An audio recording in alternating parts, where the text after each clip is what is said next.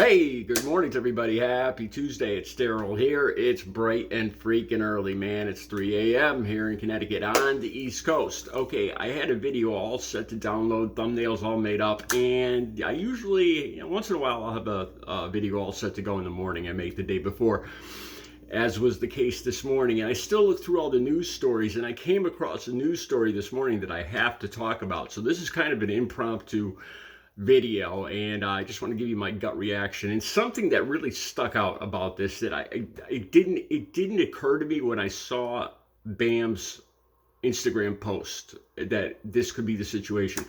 Let me start at the very beginning here.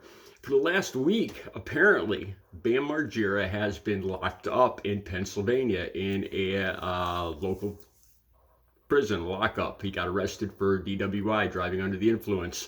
He has been in jail since last Wednesday. His wife says, Danny Marie says, he should be out by today or tomorrow. So he'll be spending a week in jail. The thing that's holding him up, I believe, is they're ordering a drug and alcohol test on him, a drug and alcohol screen to be done to see exactly what's in his system. He was pulled over and he's under suspicion of driving under the influence. And I gotta say, it's a surprise, but it's not a surprise. I've talked about this before. I relapsed quite a few times before my recovery finally took hold. I always said that relapse, to me personally, relapse is part of recovery.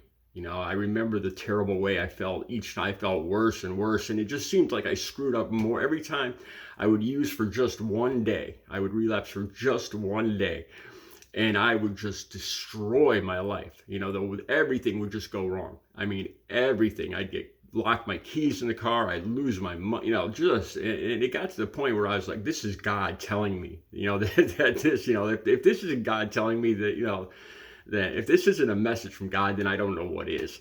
Because each time just got more ridiculously bad until it got to the point where it was just, I couldn't ignore it anymore. That was my case. Here's the thing. I was looking at his Instagram from time to time. I go to check up on him to see how he's doing, and usually it's just commercials or advertisements for where he's going to do another, where he's going to be, where he's going to sign skateboards and stuff like that. So it's kind of boring, and I page through them. But one video, I'll put the link down below. It stuck out. I think he made this video, I don't know, a couple of weeks ago, about maybe 8 or 9 days ago, if I'm not mistaken. And there was something about his eyes. And I don't know if this is just me or not, but when I watched this video, I was like, man, I didn't know if he lost weight. It really didn't occur to me that he might be using.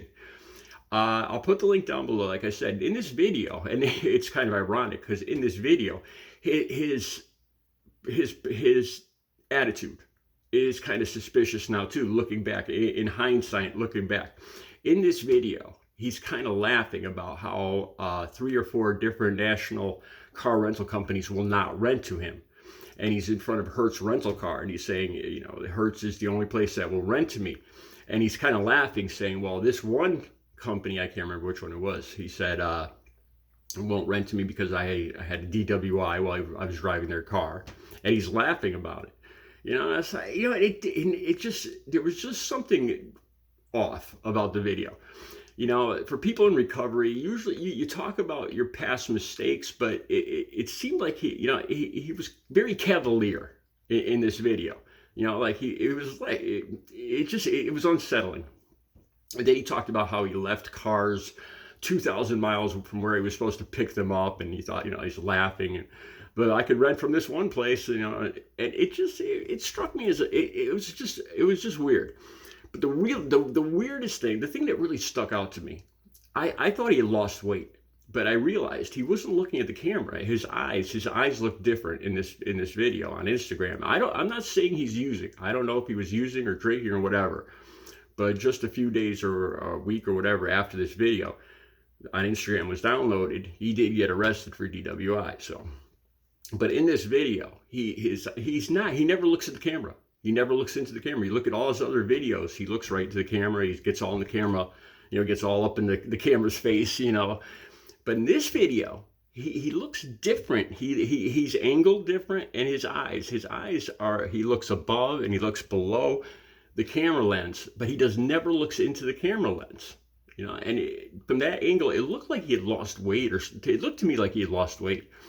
So I wasn't really sure. I was like, that's, maybe it's just, maybe it's just a different phase of his recovery. And it didn't really, that's the thing. Once you've been in recovery for so long, you assume that everybody's going to be doing good. Like if I'm doing good, so I assume everybody else is doing good. And that's a mistake sometimes. Okay. So like I said, he should be getting out. Supposedly, according to his wife, he should be getting out today or tomorrow after this drug screen to see exactly what is or is not in his system. I don't know what the point of doing this a week later is, really, if that's the case, now that I think about it, because most things are going to be well out of his system by now.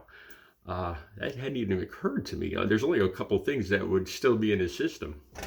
Okay, so I usually talk about, throughout my using for 20 years, I started drinking when I was 15, I think. And I screwed up right from the very beginning. I totaled cars. I had about 15 cars throughout my life.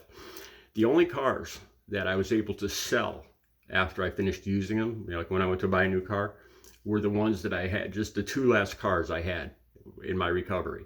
All the other cars were either impounded or totaled. Like the 12 or 13 cars before I got clean and sober. Every one of them was either impounded or totaled. I don't know whether to say I'm lucky, or maybe it would have been better if I did get. I never got a DWI in my life. I should have pretty much on a weekly or daily basis. I never did, and I don't know if that's a good thing or a bad thing. Looking back, it might have changed things. It might have put an end to my using maybe earlier. I don't know. Thank God I never hurt anybody. One last thing I'll leave you guys with. I still remember one of the scariest incidents. I was coming back from a concert. I was in my 20s, and I think it was a Judas Priest concert in the 80s, and I couldn't even see straight. And three of my friends were in my car, and I was fishtailing down the road in the car. The back end spun around the front. It was a 73 Formula Firebird, so it had a lot of horsepower. And the back end swung around right in, I fishtailed. And the back end went over the bank, all four of us in a car in this small Firebird. And the back end slid down the bank, and there was a river that went into there was a retaining wall, a big cement retaining wall. And then it dropped down about 12 feet into a river. And my car literally slid down the bank, and the back tire of my Firebird stopped on the cement. I swear on the Bible, stopped on the cement retaining wall.